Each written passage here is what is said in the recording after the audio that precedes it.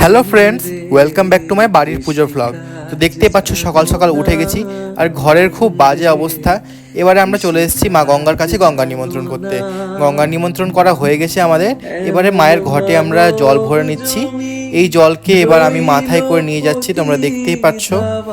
এবারে ব্লগটা বন্ধুরা বেশি ভালো আমি করতে পারিনি, কারণ এবছর প্রচুর চাপ ছিল, তাই যতটা পেরেছি তোমাদের সাথে ততটাই শেয়ার করছি। এই দেখো আমার এক ভাই রেকর্ড করেছে। আমি এখন নারায়ণ পুজো আর বিশ্বকর্মা পুজো জায়গাটা সাজিয়ে নিচ্ছি। মা মনসা জায়গাও সাজানো হয়ে গেছে এবং এবছর বিশ্বকর্মার আমি পেতলের মূর্তি নিয়ে নিয়েছি, তোমরা দেখতেই পাচ্ছ।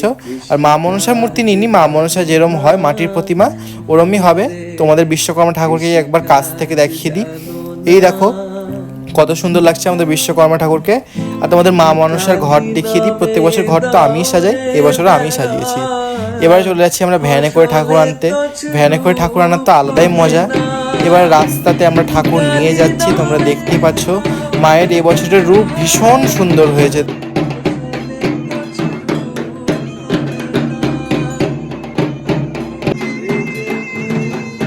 ঠাকুর নিয়ে চলে এসেছি আমরা বাড়ি।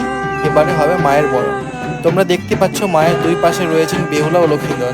এই বেহুলা লক্ষীন্দর আর কেউ নয়, আমার দাদা অর্থাৎ প্রতীকদা বানিয়ে দিয়েছে। তোমরা দেখতেই পাচ্ছ, প্রতীকদার হাতের কথা না বললেই নয়, ভীষণ সুন্দর বানিয়েছে।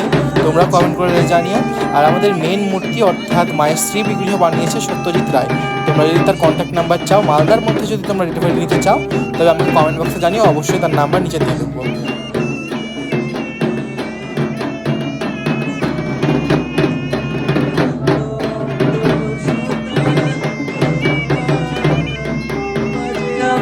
মায়ের বরণ শেষ। এবার তোমাদের পুজোর একটু ভিডিও দেখাই। বন্ধুরা ক্ষমা করে দিয়ে এবছর পুজোর কোনো ভিডিও আমি নিতে পারিনি, শরীর ভীষণ খারাপ হয়ে গেছিলো, তাই এতটাই রয়েছে। তোমাদেরকে একটু বাইরের প্যান্ডেলটা দেখিয়ে দিলাম। বন্ধু এসেছিলো আমার অনেক, বাট তাদের কারোর সাথেই ছবি তোলা হয়নি এত ব্যস্ততার মধ্যে। তো ভ্লগ এতটাই। যদি ভিডিও ভালো লাগে থাকে অবশ্যই লাইক কমেন্ট আর সাবস্ক্রাইব করে দিও।